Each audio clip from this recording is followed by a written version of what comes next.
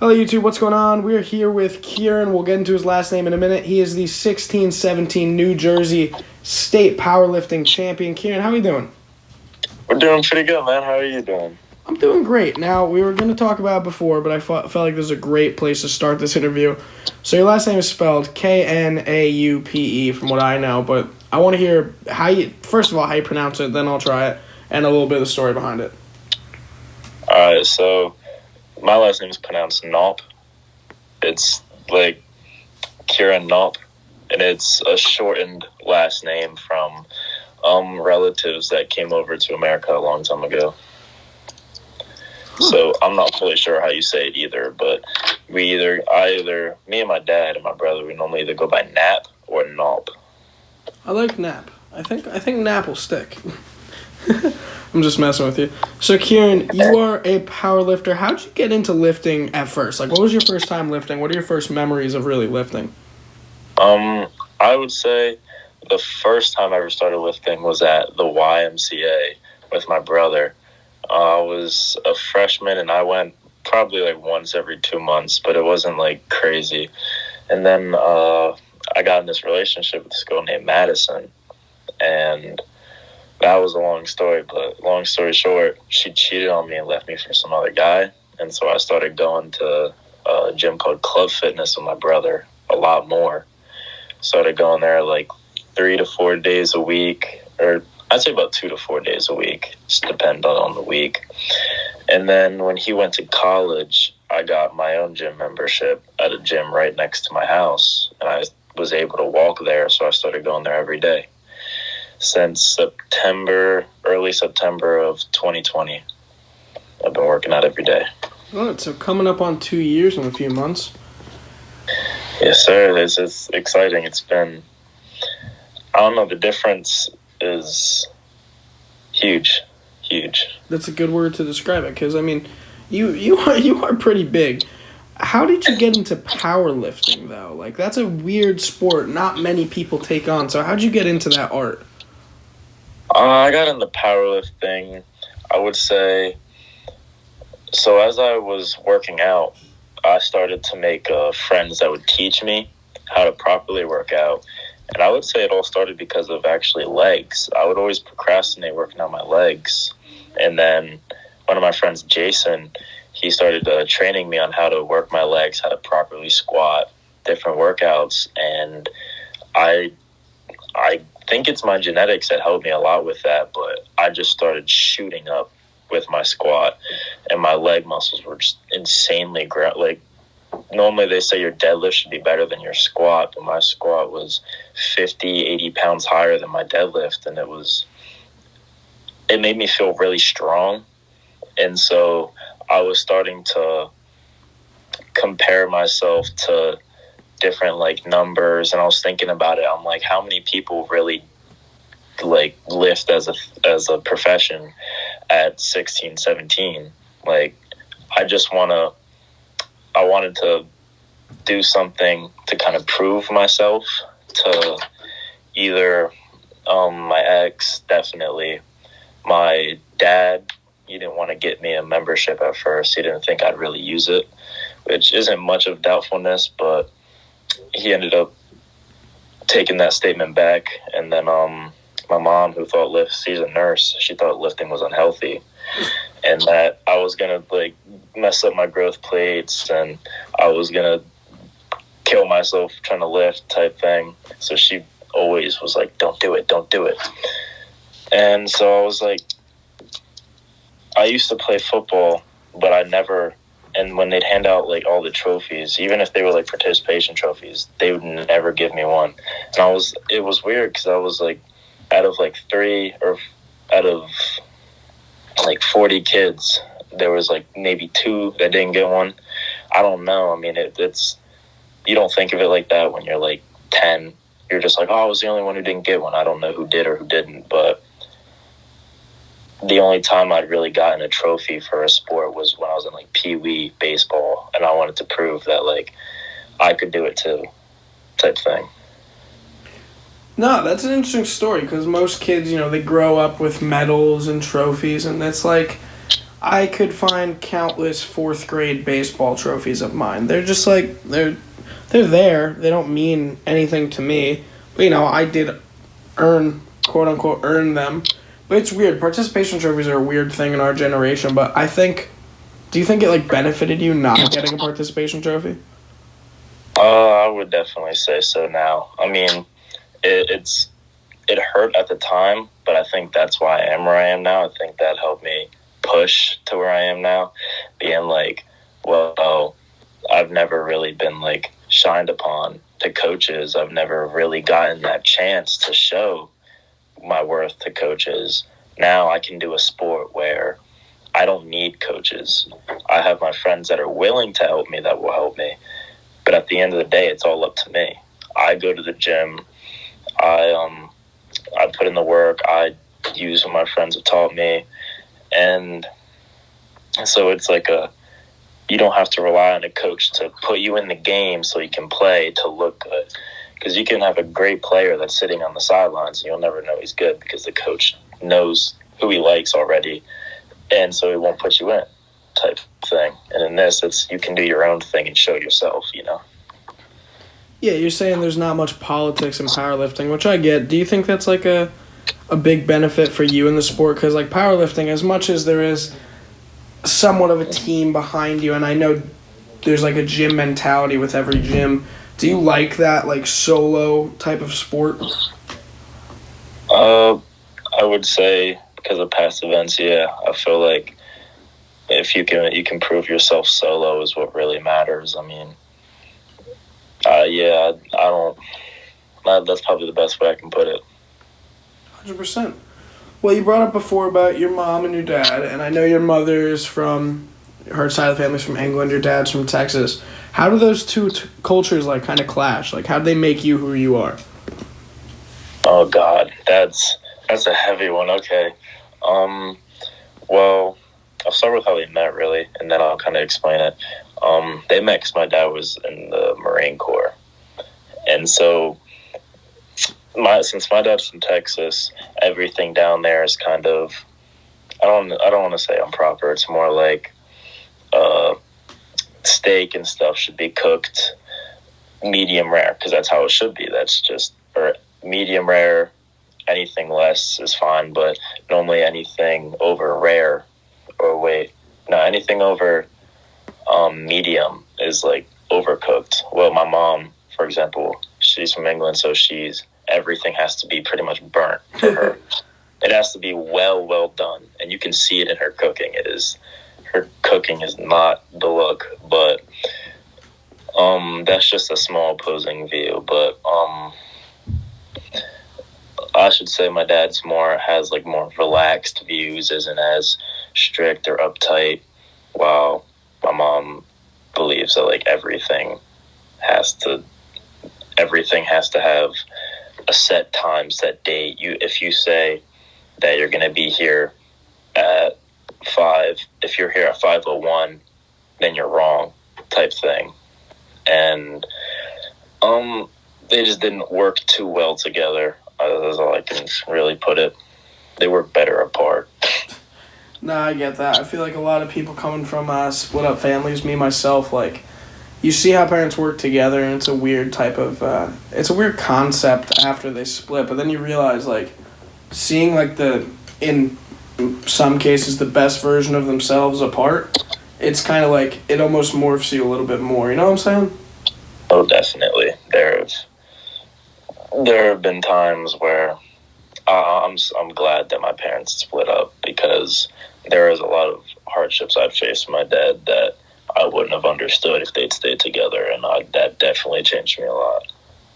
No, I feel like a lot of people can do that, and like a lot of people turn to sports with like, and I know like divorces for some people are nothing, but no matter what, for a kid especially, it has to be somewhat traumatic seeing your parents split apart. But like, did you turn to lifting? Is that one of the big reasons you think lifting was like a big part of your life? Yes and no.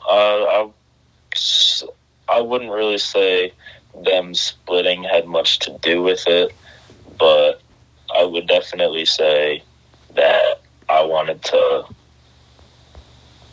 just prove to them separately, together, that I can be just as good as my brother, or I'm good at sports too, or I don't really know how to put that. Yeah, that's rough. Yeah, I think that's about all I got for that. No, I like asking tough questions. It's like a goal of mine every interview to stump somebody at least once, and I've been pretty successful in doing so. So this is going good for me so far. Would you say, shifting to a different question, would you say that lifting, now I asked this for most sports, and I have a weird feeling you're going to answer it one way, but I'd be surprised if you answered another. Would you feel, or would you say that lifting is more mental or physical? Hands down mental. Why would hands you say down. that? I'm sorry. What were you gonna say?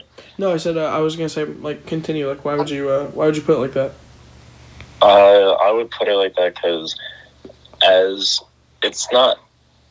I'll start with the basics. First, going to the gym. It's even worse if you have people that say they don't believe you, or you can tell they don't. But even if you do, it's first you have to get in the gym, and that's waking up every day and finding time, especially if you're going to school or you want to sleep in because it's the summer, or you're doing stuff. It's finding time to either work out or go to the gym, and actually doing it. That's really hard because a lot of people don't see results the first month because it's your first month, and I don't want to do it anymore. And then another reason why I'd say it's a lot more mental is as you start to get to a heavier weight for your working sets or just your top set, it destroys you mentally because it's so much on your body. When I squat, when I do my reps, it's normally 355 that I'll rep out, or 365. And after that second set, there have been times where I'm just sitting there in the morning and I'm starting to cry because it's I don't want to do this, but I know I have to, type thing. Yeah. And it's kind of funny because it's you're crying over squatting, you don't have to do it, but it's doing it that makes you better. And it's a lot easier to either wake up in the morning, say I'm going to go to the gym and stay in bed, or say I'm not going to do this set because I don't feel like it, than it is to actually do the set, which is really what builds the strength. No, that's a great answer on that one. I was expecting, because most sports are 90-10 mental, physical in most cases. I was expecting maybe lifting would finally break that, but I think it's kind of a easy thing to say that every sport is more mental than physical, no matter what it be, whether it be boxing, basketball, or lifting. Hands down, mental is just the leader, and not even sports, just kind of everything. Yeah, it takes a lot. I mean, physical strength for the actual powerlifting itself is important. It's up there too. It's probably tied with mental, but putting in the work to get to that stage where you can powerlift is a lot more mental. No, 100%. A big thing I do with lifting especially, because I play basketball and I throw shot put, but lifting especially for shot put, I'll do it where I'll do it silently, and I feel like it's some of my best lifts is with no music. But what I guarantee you listen to music. What type of music would you say you get your best lift in, or what music do you listen to while you're working out? Oh God, when I'm working out, I tend to listen to more kind of hardcore rap, but I don't like to just listen to stuff that screams in my ear. It's more it screams with a reason, they're telling you either kind of mentally bringing you down, or I'll say, for example, there's a song that, XXXTentacion. I was just thinking of when you were saying screaming with reason, actually. That's funny. But, yeah, he has a song called Rip Roach. Uh-huh.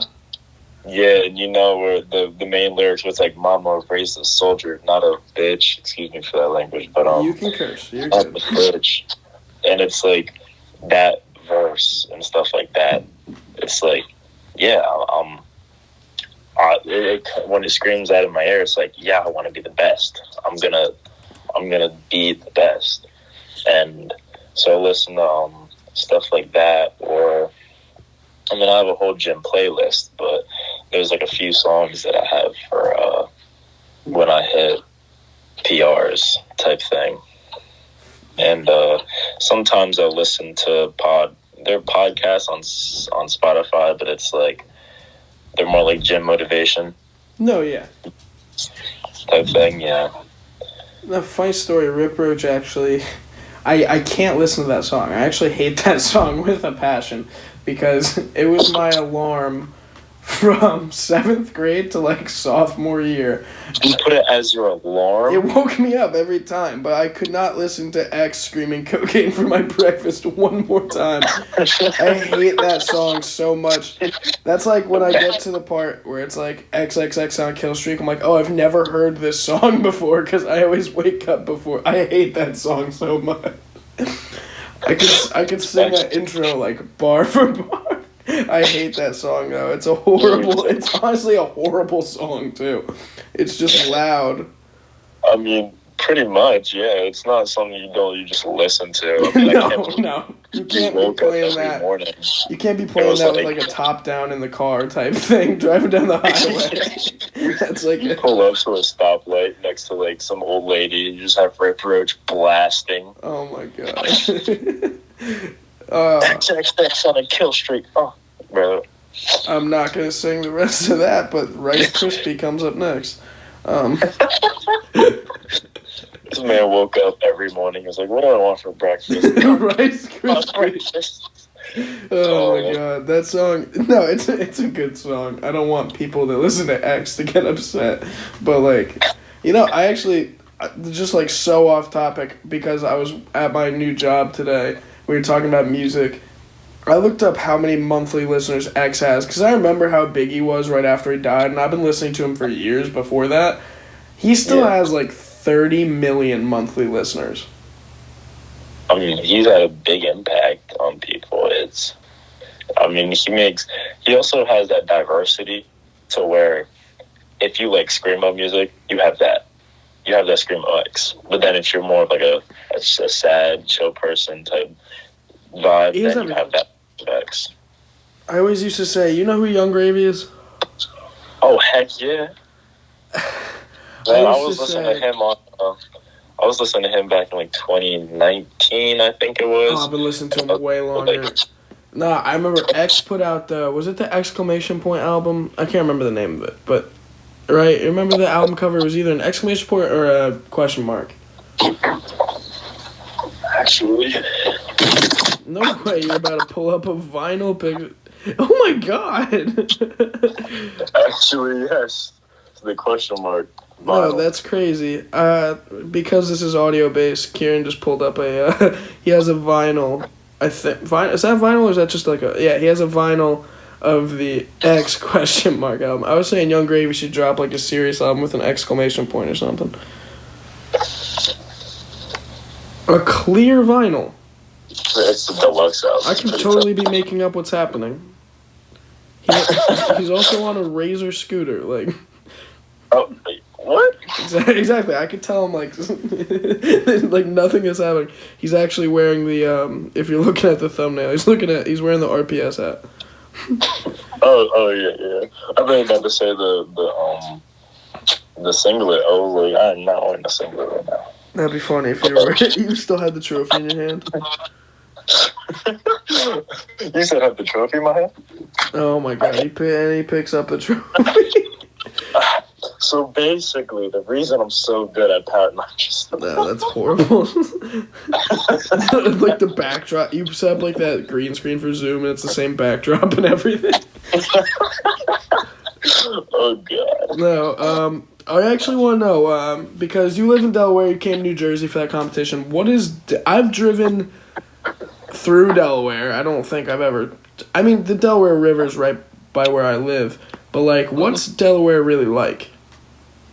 Delaware, it's I mean, now there's a lot more like inflation when it comes to like housing and people being here, but in general, it's a pretty chill place. But that's all you get. It's always chill. You don't really have any. It's not too bad unless you're up in like Wilmington area, but you don't have much to do here. You don't have like any crazy malls. You have the Christiana Mall, which is decent. You have Rehoboth Beach, which is nice, and Ocean City. Those are both amazing places, but they're like an hour away from me. And but yeah, it's really nice at the beaches. I mean, the girls are decent. You have to mention that. It's so decent. They're decent. No offense to any Delaware girls. The girls are mid at Delaware. No, I still can't believe you name dropped Madison before. I hope she listens to this. Oh shoot! Yeah, I did name drop that. They won't know which one. There's two of them. Oh my god! She'll know which one. She'll know which one. Horrible. No, it's terrible. I dated two Madisons. They were both almost the exact same. I went for a girl. I'm gonna send this to her. I'm gonna say, listen to the first 3 minutes. Madison, this is out to you. I went for a girl named Madison for a while. We dated for like 3 days. Anyway, so let's shift gears away from. I just realized I'm friends with this like first ex. That sounds terrible.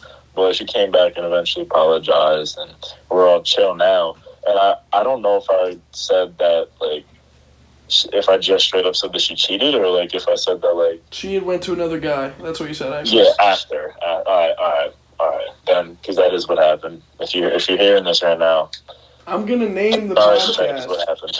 I'm going to name the interview, like, Keiran Knaupe talks. That's always the beginning, and that's going to be like, Madison, mid-Delaware girls and lifting. That's going to be the Exposes Madison. Exactly. The Exposes Madison episode. You gotta say the one from Maryland, though, because the first one I did, it was in Liverpool. That's where I've been. That's why I drove through Delaware. I went to, you brought up Ocean City. It's like right next to it. You know where Assateague is? That is a funny name, but I do not. So there's Assateague and Chickateague. I think it's Chickateague. They're like these beaches with horses, and they're so cool. And Ocean City is like a few miles from it. Huh. That's pretty cool. Thought you'd know. I didn't think you knew, but... Nah, I'm not that close. I'm not that far south to really know that part of Maryland.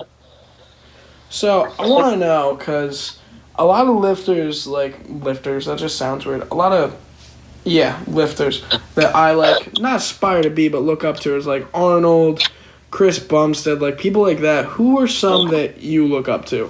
I know they're not power lifters. They're more physique and, But who do you look up to? My number one is definitely Arnold. He's been my screensaver for about a year now. And it's like, so every time I look at my phone, it's like, I want to be like that. I want to look like that. And I definitely look up to more like Chris Bumstead and stuff like that. Hopefully I said that right. But just say C-Bum. I'm not gonna lie, I looked up, because he's C-Bum. I had to look up how to say his name and stuff. It's Bumstead, I think. And then I definitely admire, I just had his name too. Dang, I just had his name, but I just slipped. Tony Atlas, yeah. Is that the other one? Say that again? Tony Atlas? No, that would have been crazy. Dang. Oh, now you have it now I'm trying to think about it. But, definitely Arnold and them. He's the main one, because he's one that you've seen everyone's seen on television. Everyone knows. They've seen him everywhere. And Governor of California at one point. Yeah, Mayor of California. I didn't even know that. Mayor, not governor. Whatever he was, yeah. But, dang, now I can't get this out of my head. Ronnie Coleman. Oh my God, Ronnie Coleman was Man, I can't believe I didn't name drop him. I can't believe I name dropped C-Bum before I name dropped Ronnie Coleman. I love Ronnie Coleman. I hate that he's doing horribly physically now. That scares me. But I love Ronnie Coleman. That dude is a beast. I see him squat 900. I'm like, yo, if only I could get to 600, I'd be fine. How do you feel about Now, it's not a controversial name in lifting, kind of. How do you feel about, like, Bradley Martin? I don't know too much about too many lifters because I don't focus too much on it or on exact people, except kind of like the main ones I follow. So you talking about the name Bradley Martin or? Bradley Martin, he's like a YouTube personality. He's a pretty big guy. He's not a power lifter. He's like Arnold and them. Like it's the physique type thing, but he lifts a ton and it's terrifying. But like a lot of people say he uses fake plates or steroids. That's why I wanted to bring him up to you. But if you don't know him, that's fine. I mean, I've definitely seen a few of his videos. I mean, because my friend Matt, who I work out with, shows me him all the time. He's like, yo, I want to be like Bradley Martin one day, blah, blah, blah. But I don't know about anything fake plates-wise, but I mean, I could tell you my stance on, like, enhancement of, what do they call it, increasing supplements.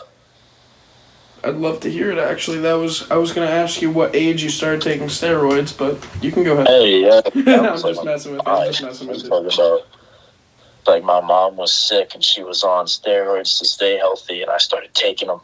Then I just started benching my little Lightning McQueen bed, and then it just grew. That's a terrifying. My mom was sick, and they put her on steroids to keep her healthy. You know, I've never heard of that, but I don't know. Any doctors listening to this, tell me if when moms get sick, do we give them steroids? Hey, my sister's pregnant, and so they have her on some types of steroids. No, it's not the same though. Like I have asthma, and when my breathing gets really bad, like it's different types of steroids, but yeah. It's just funny to say. But no, I don't. There have been times where all of us, I think most people as lifters in general, have been like, I wonder where I'd be if I started taking them right now, or if I'd been taking them, or I just wonder like what I'd look like or whatever. But I don't condone it. I've had some people not come up to me, but talk to me on Snapchat and say stuff like, hey, I want to start taking SARMs or steroids. What should I do for it? And I'm like, I can't help you. I mean, I can't condone the use of steroids or SARMs or anything like that. I mean, it's just, I'm definitely, since I'm natural, I've done it. I mean, especially now since I've won a competition, I know others can do it. I'm not special. I've just put in the work for it. And so, I mean, if I can do it, maybe I do have a little bit better genetics-wise than some others. But if I can do it, they definitely can do it. So you're saying, in a nutshell, hard work... Great, perfect, stuttered. You're saying that hard work beats talent when talent doesn't work hard. Exactly. 100%. All right, I like that. Now, I want to know, because you've been lifting for almost 2 years now, I've had probably 2 moments where I've really felt like the weight was kind of in God's hand for a minute. Like, it got scary. What's, like, your scariest lifting moment? Oh, God. All right. So this was back in, I think it was June-ish. Yeah, I think it was around June. And I was deadlifting. And I was able to hit, my PR at the time was it was 355, and I was going for 365. This was June of, like, last year? Yeah. So you're telling me we have, like, a 40-pound difference in deadlift? I'm happy to hear it. I'm a state champion level 16, 17 lifter, it sounds like. This was last year. Go on. But, what was I trying to say? So, yeah, I was like, okay, let me go and try and hit 365. I'm feeling good today. I was feeling great. I was cracked up off of pre-workout, snorted 8 lines of pre. Oh, my gosh. And there was 8,000 milligrams of caffeine in my system. No, I'm just messing. There was 350 milligrams of caffeine in my system, a lot of creatine, more creatine, some protein, more creatine. No, I'm just messing. But Jesus. yeah, and I had at this time I didn't have the belt that I had now. Now I have a thick leather belt that I got from an ex-power lifter. But before I was using a belt I got at Dick's Sporting Goods. Don't ever buy it, anyone listening to this. And it's a really thin belt where your back is. There's a tad bit of padding. And it's just like a normal buckle and all that type belt. But it's not worth it. It's like $25, $30. And so I got ready. I had my knee sleeves on. I put that belt on. And I go to do my deadlift. My form's decent to good at the time. And I started going up. And, I mean, my back was straight. I still have the video of it because I'd always video my PRs. And my back was straight, but my core wasn't tight. And so I got about halfway up, and then all you hear is in my lower right back. And then I just, like, dropped the weight and almost, like, fall to the ground. And I had, I don't know exactly what I did. I didn't, like, break anything, luckily. Or I didn't tear anything. I think I not completely tore a muscle, but I think I, like, overstrained the muscle to where I tore it a lot.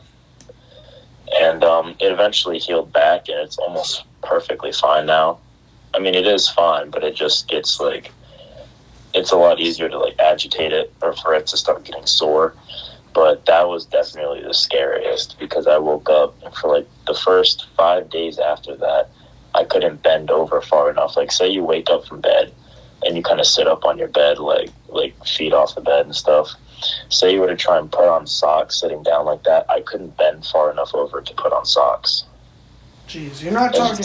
You're talking about this belt, this Dick's Sporting Good belt.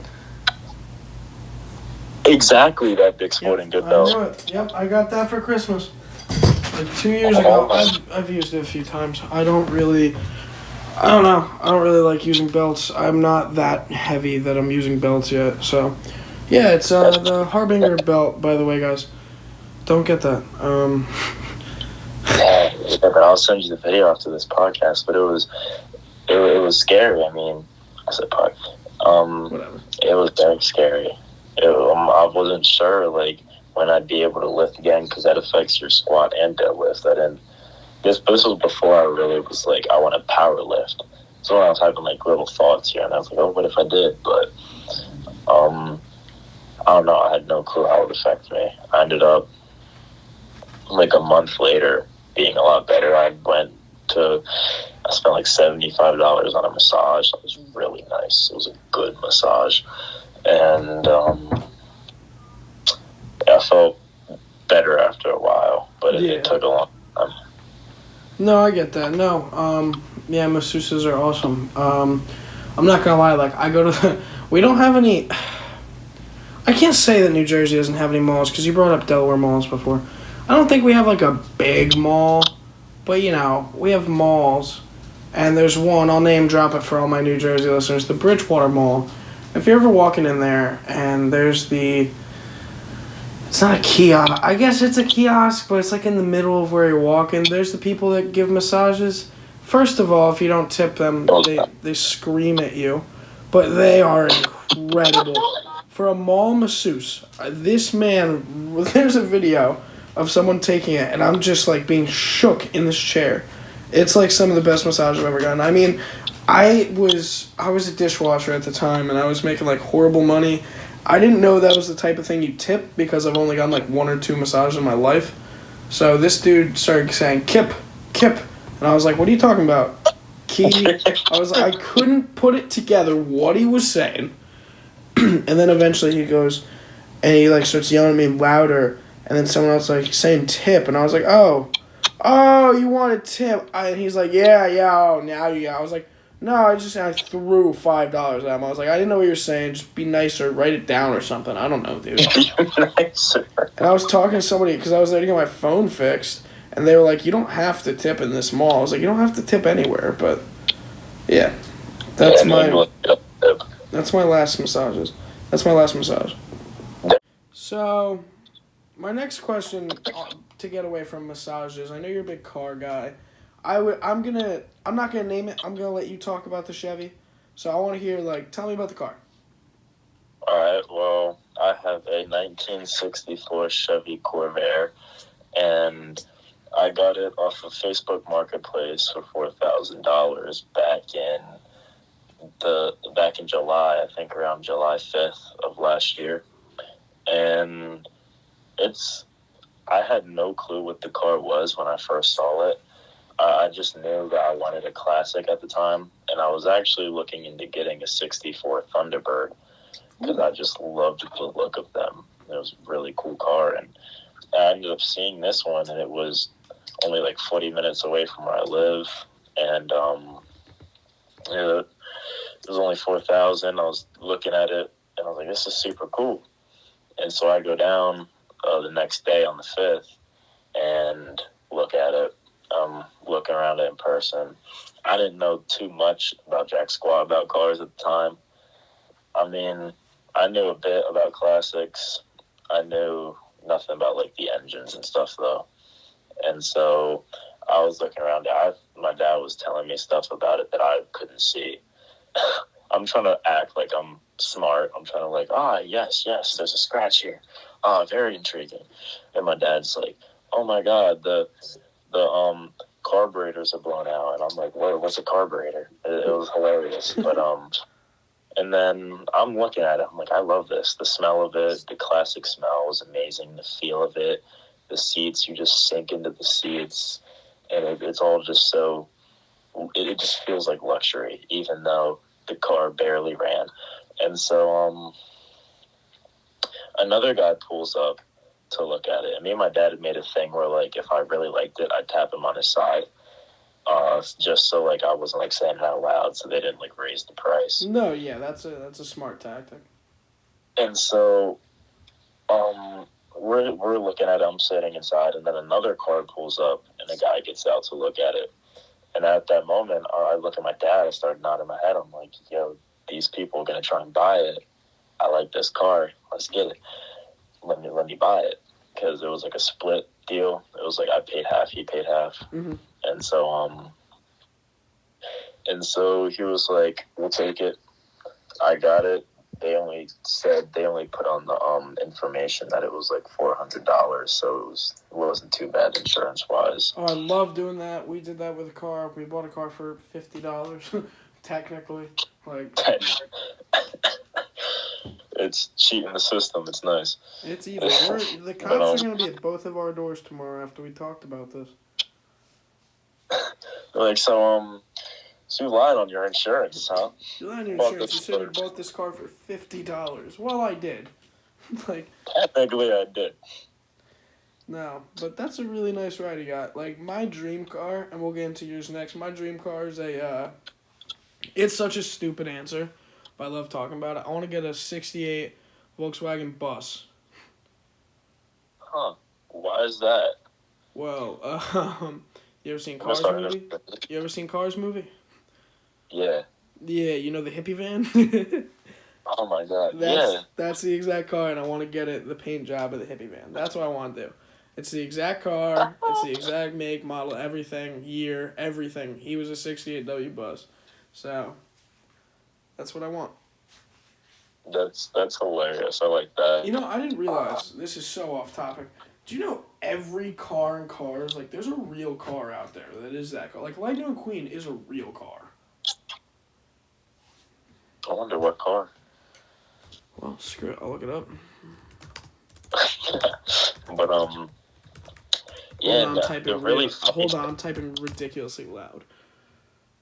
Yeah, you're good, you good.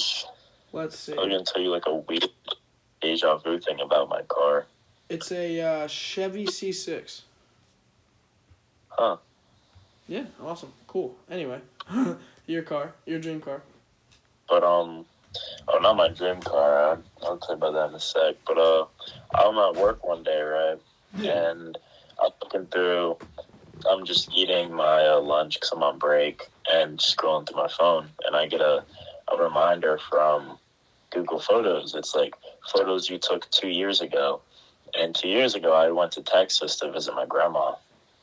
And I was taking photos, my first time meeting her, and I was taking photos of the photos she had taken. And I was just looking through them, and I was like, I went past one, and I had to go back to it. I was like, this looks familiar. And it was a photo of my grandma standing next to my grandpa's car. And lo and behold, the car was a 1966 or 1967 Chevy Corvair. And I was like, wait. I still have the photo. I'm like, wait, there's no way my grandpa had the same car or the same, like, car as me, pretty much. Or I had the same car as him. I thought it was so cool. Once I got home, I was like, Dad, Grandpa had a Corvair too? And he was like, yeah, I had one too. I had, he was like, I had a stick. And I was like, when did this happen? And it was like, and this leads into my name. I was like, well, he was like, Grandpa called his Corvair Nellie Bell. And so I called mine that. And then I was like, oh, well then I'll call mine Nellie Bell, so it'll be Nellie Bell the Third.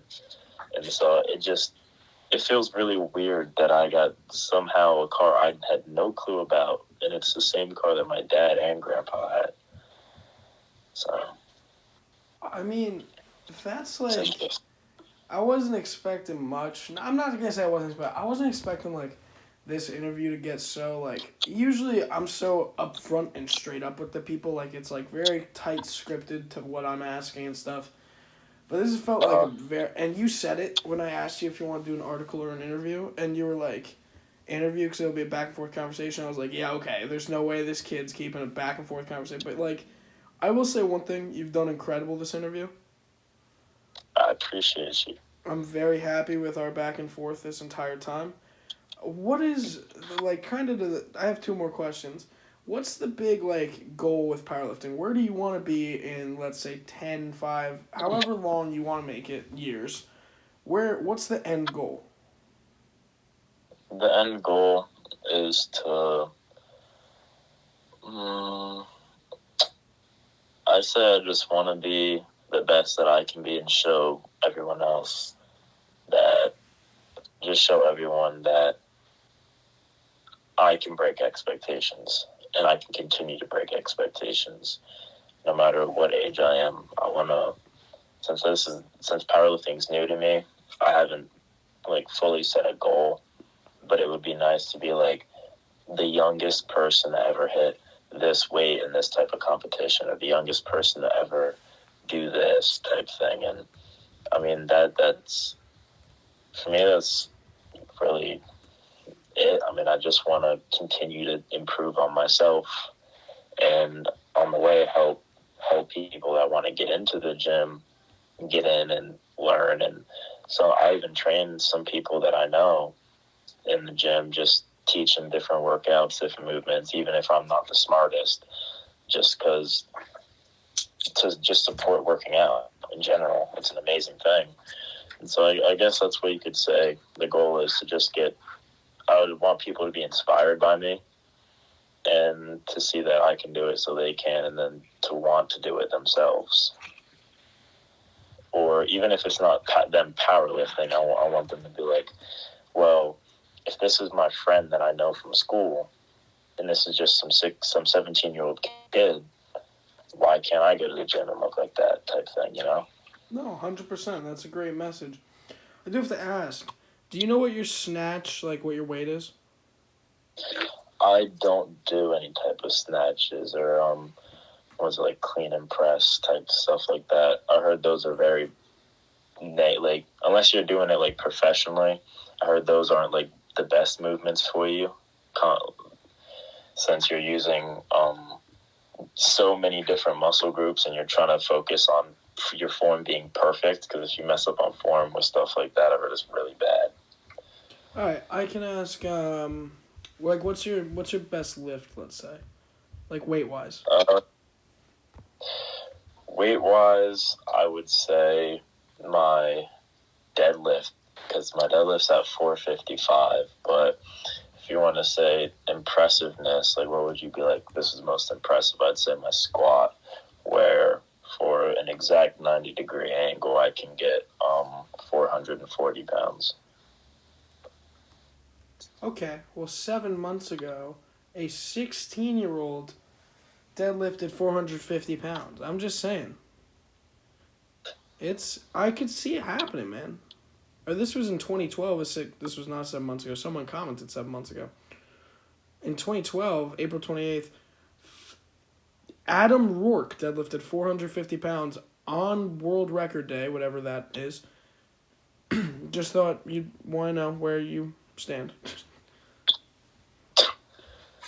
Hey, that's insane, yo. But I will leave it off with this. It's a classic to end it with this, and I feel like everyone gives such a unique and different answer, and I love the answers given. So what do you want when everything's said and done, when you're 6 feet under, and people come to your grave and stuff? What would you want your legacy to be? What do you want to be remembered for?